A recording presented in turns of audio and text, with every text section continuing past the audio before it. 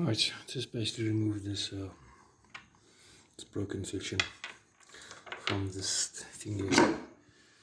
This is now the gear for the rev counter. As you can see, I broke off the housing, previous housing, the original housing broke off. On the inside there, this is hammer and chisel. Use this gear here as a bloody fucking puncher.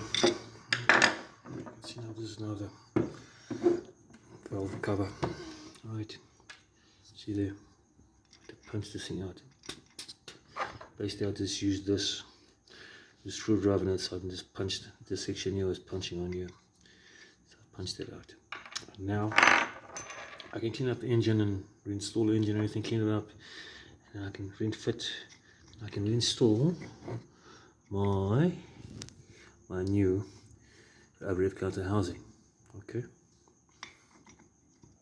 yes, it's basically sort of press fit. So what I'll do is I'll have to lightly tap it in with a mallet, and just take more caution when I remove it next time. I won't use a bloody hammer and chisel and knock it out over there, because it's likely to break off over here, like this thing over here. Understand?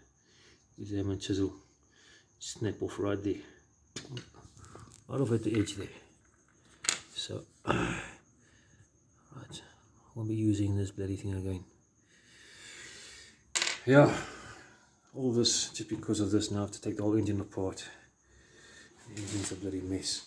It is a bloody mess. It's just dirty, big style. So once it stops leaking, I can clean it up nicely, put it back together again, put Humpty Dumpty back together again.